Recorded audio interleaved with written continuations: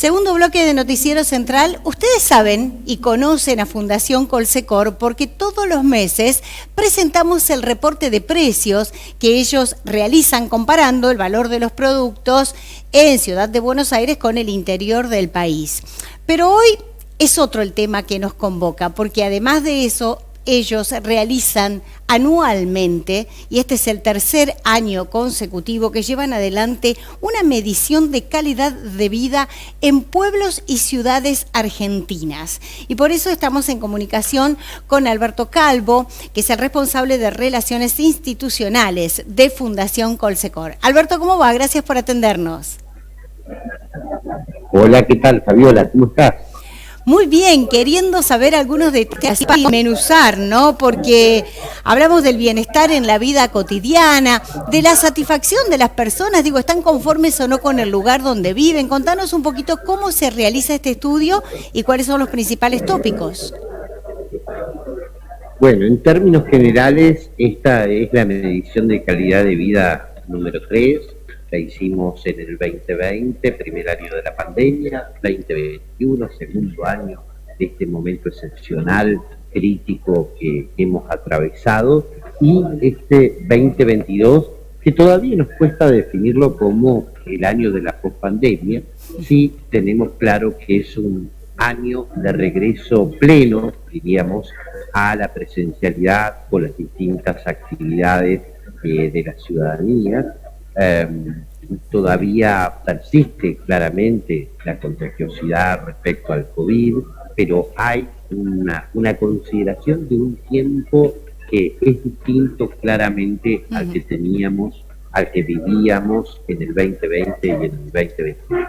Este año trabajamos con la medición de calidad de vida sobre 70 tópicos, siempre con una estratificación de las densidades poblacionales que para nosotros es importante porque nos da una referencialidad situada de la perspectiva de vida. Hablamos de estratificaciones de localidades de menos de 10.000 habitantes, de 10.000 a 35.000, de 35.000 a 100.000 habitantes, que así claramente son las localidades medianas a grandes, y ya las grandes ciudades de más de 100.000 habitantes, ¿sí? En este recorrido estuvimos muy atentos a las perspectivas del futuro, a la potencialidad migratoria, a las consideraciones respecto a temas críticos como los servicios básicos, de educación, de salud, de transporte, fundamentalmente en las grandes ciudades. Es decir, una serie de tópicos que construyen la consideración del hábitat que de alguna manera es evaluado, es analizado por las distintas ciudades. Alberto, vamos a hacer un paréntesis en lo que tiene que ver con el tema migratorio. Vamos a hablar por un lado de la migración interna, ¿no? Porque esto ya lo habíamos hablado el año pasado. ¿Qué pasa? Después hablamos del exterior. ¿La gente prefiere las ciudades chicas a las grandes ciudades? Bueno, se rompió el ciclo de alguna manera histórico, por lo menos en estas 3 ediciones con la medición de calidad de vida, aquel ciclo histórico de un traslado de los proyectos de vida de las pequeñas y medianas localidades a las grandes ciudades, aquello que tenía atractivos que tenían que ver con las condiciones de accesibilidad para la educación terciaria y universitaria, que en gran medida se encontraba durante décadas muy centralizado en la Universidad de Buenos Aires, la Universidad Nacional de La Plata, la Universidad Nacional de Córdoba y tantas otras, ¿no? Esto se ha modificado, ya el proyecto de desarrollo económico industrial que se asentaba en los conurbanos, ya no solamente el conurbano bonaerense, el conurbano de Córdoba, el de Rosario y tantos otros, bueno, la erosión de aquellas capacidades productivas de la industrialización en las grandes ciudades también se modificó en cuanto al marco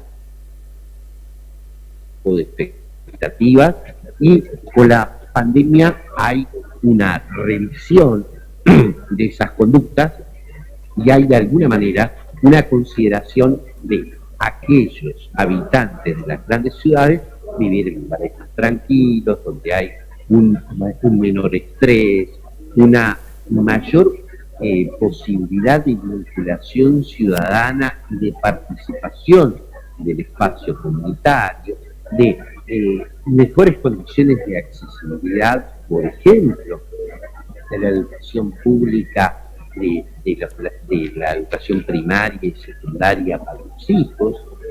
Esto que tiene una fuerte consideración positiva de los pequeños pueblos, aunque también claramente al no tener presencia de las altas casas de estudio en los pequeños pueblos, esto se transforma luego en un problema por el desarraigo, la potencialidad de alguna manera del desarraigo de esas juventudes que optan por modificar su lugar de residencia para poder estudiar.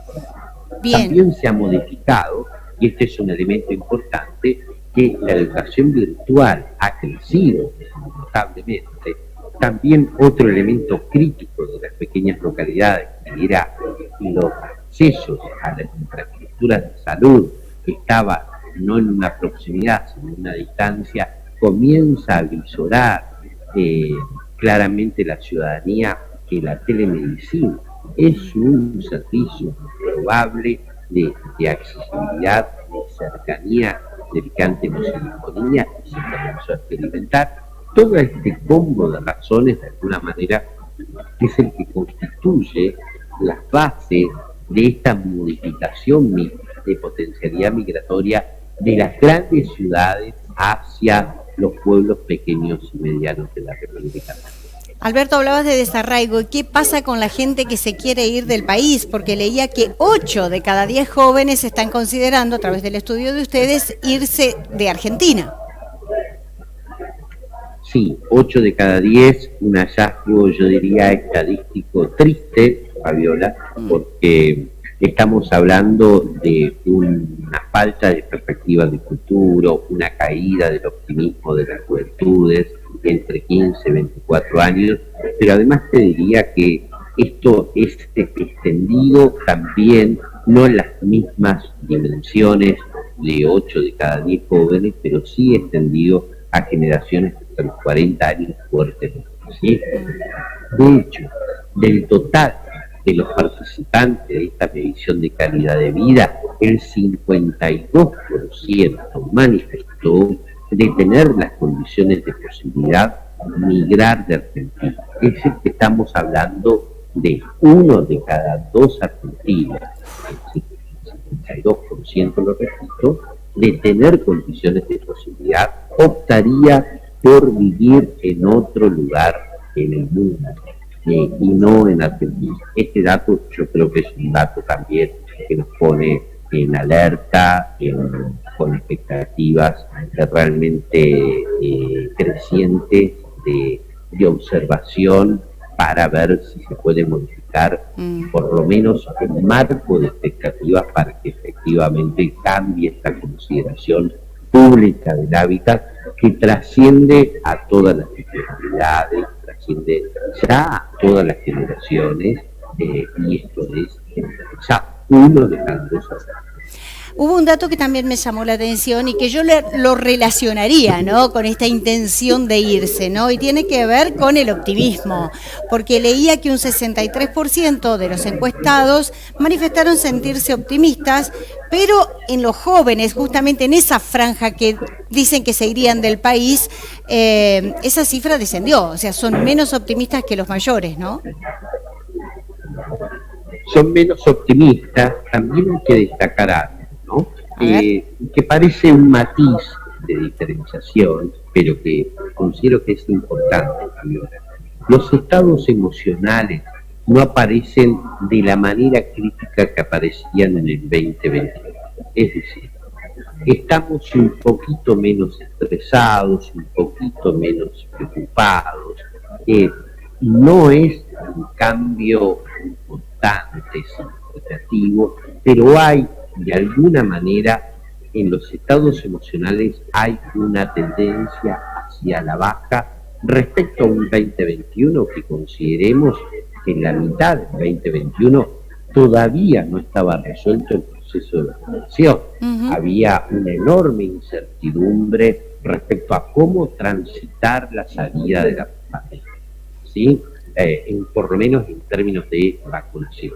Así que aquí claramente hay una modificación de estos estados emocionales, no significativo, pero que hay que poner negro sobre blanco, si se quiere, para destacarlo. Y por otro lado, también destacar algo, ¿no? En los jóvenes claramente aparece un estado